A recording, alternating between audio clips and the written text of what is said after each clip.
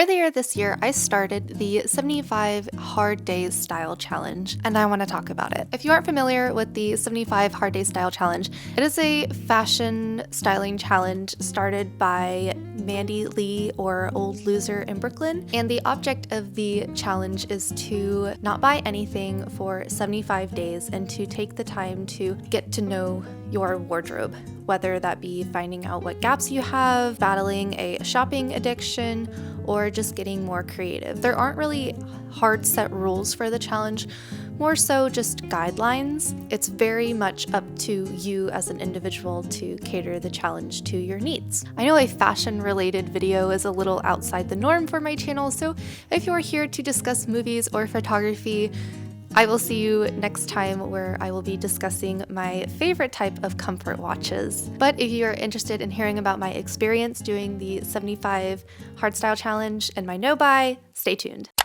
My goal for the 75-day challenge was to spend less on clothing. I am a big fashion enthusiast, and while I don't think I have a shopping addiction, and I can confidently say that, I'm very frugal with my money, and I spend a lot of time thinking about the purchases that I make. I do tend to spend a majority of my disposable income on clothing versus other hobbies that I partake in. I also try not to buy from fast fashion. I typically thrift my clothing or buy it secondhand, be it from sites like Depop, vintage stores, or other secondhand options. I try to have a circular wardrobe where if I'm bringing something in, then I have to get rid of something, and I try not to buy for my fantasy self. Keyword being try to. This is where I wanted to focus more on building my wardrobe to suit function and practicality while still being stylish instead of for my fantasy self. I wanted to avoid falling into future pitfalls of, oh, well, this dress is perfect for a fairy garden party that I will probably never attend because my friends and I just don't set up things like that. Or, oh, this would be perfect for that one vacation that I'm going on. And instead, what can I use in my wardrobe in my everyday life that would also be super fun to wear on a vacation? I wanted to stop buying those one-off clothing items and just curate a wardrobe that, one, reflects me and my personality. I think fashion is a great form of self-expression. I'm in my mid-20s now. A lot of the clothing that I was still holding on to out of guilt I had since high school and my early 20s. But all that to say, my goal was just to build a wardrobe that better reflects me in this stage of life, and also being more mindful about where my money is going. I did allow myself to break my no-buy for a few exceptions, those being related to hobbies outside of shopping for clothes. This year, I had the goal of taking up the new hobby of knitting. It's something that I do with my best friend. We go to a sit and stitch, and I wanted to be able to allow myself to buy supplies for that. I didn't own knitting needles. I had a few things of yarn that I wanted to get through, so I held off on buying any new yarn until later. And I also allowed myself to buy things for the Renaissance Fair. It's become a non-official tradition that every year my group and I that go to the Ren Fair together will pick a theme and we will get dressed for it. So I wanted to be able to get a few more things for this year's theme that I will also just continue to use for future Ren Fairs and photo shoots and that sort of thing. So I did allow myself to buy just 2 or 3 things for that. It wasn't anything crazy. So that pretty much sums up my personal goals and my personal guidelines. I'm happy to say that I fully achieved reaching the 75 days. At the beginning of the challenge, my shopping habits didn't really change. I wasn't buying anything, but I do have a habit of frequently window shopping. I will constantly scroll on Pinterest to add things to my fashion Pinterest boards. I make one for every year and just kind of add inspo. I will also scroll on Depop and like things in my suggested to train the algorithm to feed me more clothes I might like. And this continued for about the first month. I saw a few things that I thought would be nice to have. I also caught myself adding things to my list of things I wanted to buy after my challenge was over. By February, I was kind of over window shopping. It kind of got me out of the habit of window shopping and then finally buying something when I got paid, or if it was the end of the month and I wanted to buy my monthly item. After the first month, it felt a lot easier to not scroll on Pinterest as often or to be on Depop. I didn't really get on Depop a whole lot after that. I was still on Pinterest, but it was more so to get inspiration on how to style things that I already owned versus looking for gaps in my wardrobe. And so after that, February was a lot easier. I spent a lot more time analyzing what it is that I feel like I'm missing, what I'm getting bored of in my wardrobe, and thinking about items that I wanted before the challenge and if I still wanted them. I didn't mention this earlier, but part of the challenge is to document your daily outfits. This can be through taking pictures every day, which I started and then stopped because there were just some days that I either forgot to take a picture or I just didn't feel like taking a picture because maybe I just wasn't feeling like being on camera that day or whatever the reason. But I did make sure that every day I kept a document of everything that I wore in a spreadsheet. In that spreadsheet, I kept track of the top I wore, bottoms, shoes, the bag I chose for the day, and any accessories that I adorned. Some people will challenge themselves extra hard to not repeat outfits. I was not going to do that. I just wanted to see which items in my closet I wore the most and also how many items I wore. As the challenge went along, I came up with a goal. It's very silly. I came up with a goal for myself. At the end of the challenge, I told myself that I was going to take all of the clothes that I wore and put them on my bed. So that way I could visually see everything that I wore. It's one thing to see everything in a spreadsheet form and tally it up and see the data in a pie chart, but it's another thing to physically see all the clothing that you wore and then look at your closet and see what's left.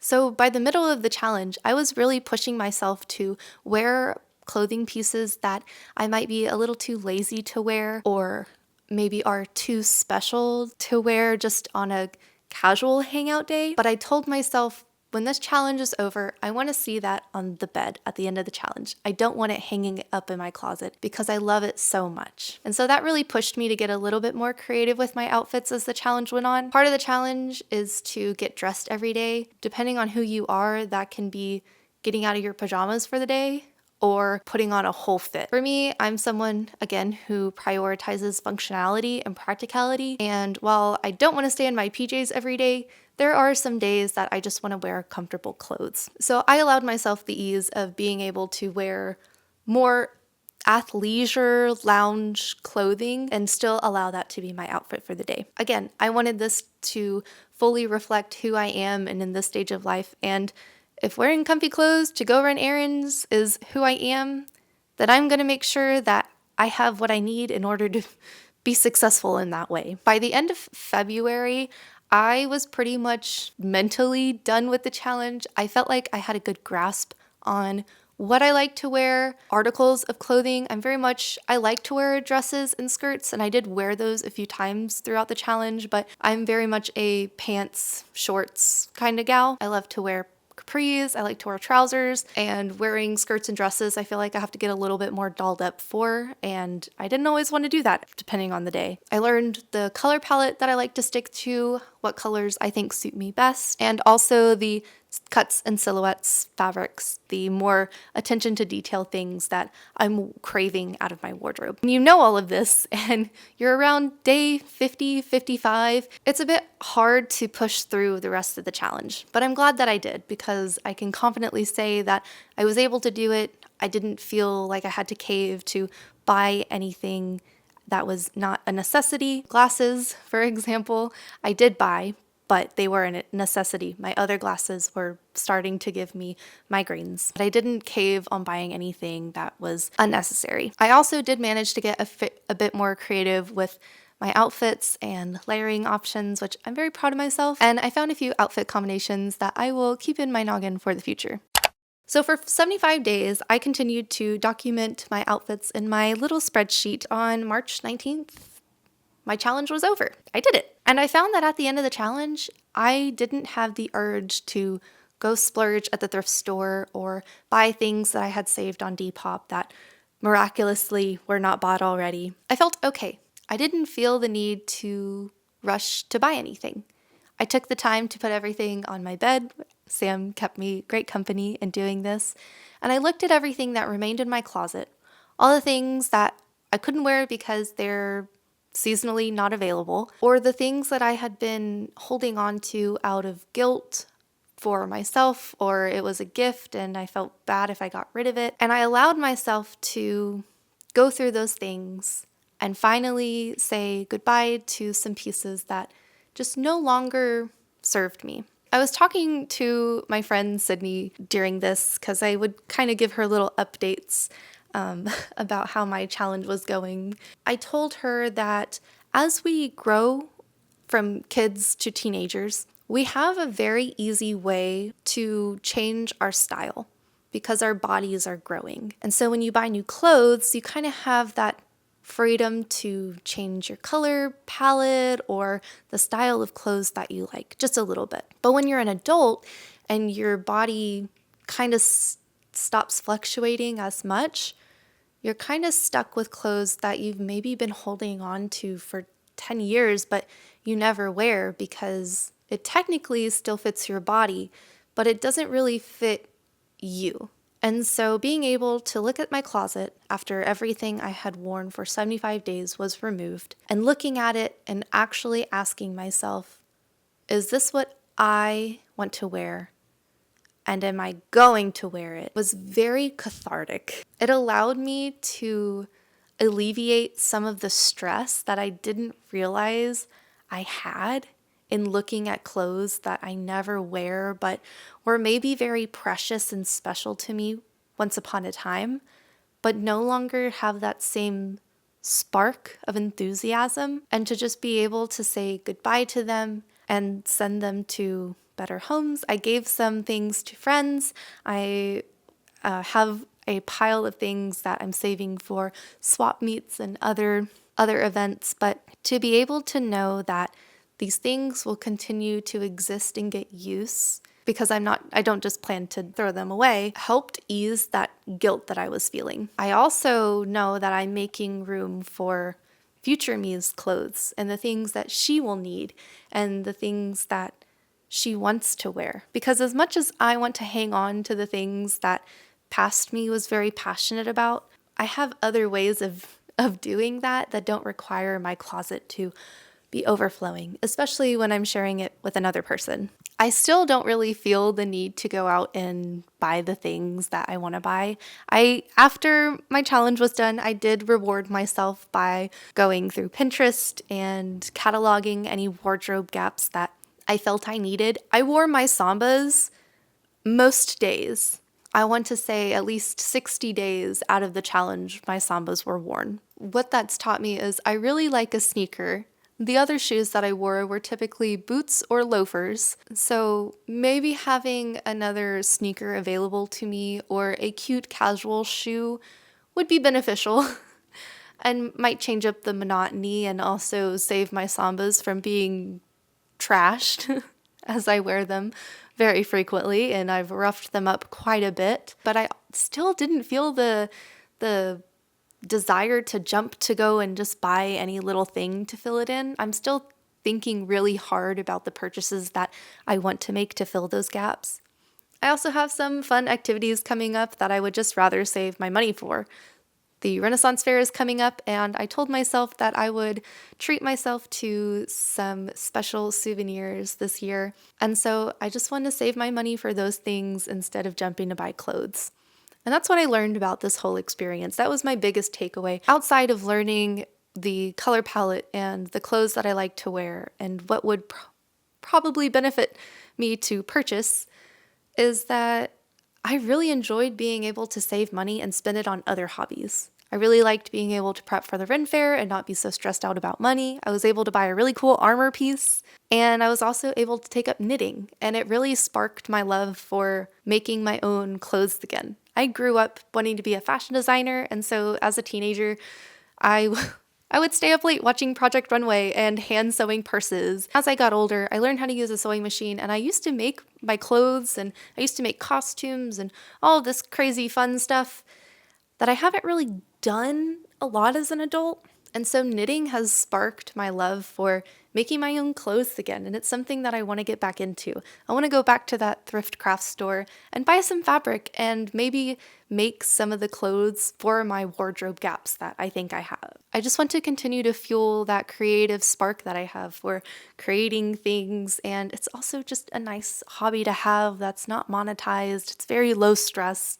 All the knitting things that I've made for myself are a little wonky in some sort of way, but they're things that I made and they're for myself, so having it not turn out perfect is fine. I'm proud that I was able to make it in the first place. It's a very calming activity that I can do in my evenings that's not scrolling on a phone. I just watch TV and I knit. I get to spend time with my friend. So being able to monetarily fuel that hobby in a way that I haven't in such a long time because I've been lazy to get creative and it's just easier to buy something. I don't know. But it's just nice to fuel that again. And I just want to continue to do that. I also just want to limit how much time I'm spending on Pinterest and Instagram and looking to fashion influencers for inspiration and following trends, which I try not to let trends sway me very much. Sometimes I like to use trends as a way to be exposed to new ideas and styles, especially as someone who grew up really into J fashion and has since moved on from that style of dressing. It's nice to just be exposed to other ideas that are out there that I wasn't privy to as a teenager, but making sure that I'm not necessarily buying something because I thought I liked it and actually it's just because it was the hot new trend and I saw it on 50 fashion influencers, and instead just focusing on what I like and what my tastes are and how they suit my actual life and not this fantasy self that I have in my head. Would I do the 75 hard style challenge again? Absolutely. I fully intend to do this again next year, but I really want to do it for the warmer season because I really feel like my fall and winter wardrobe is so big.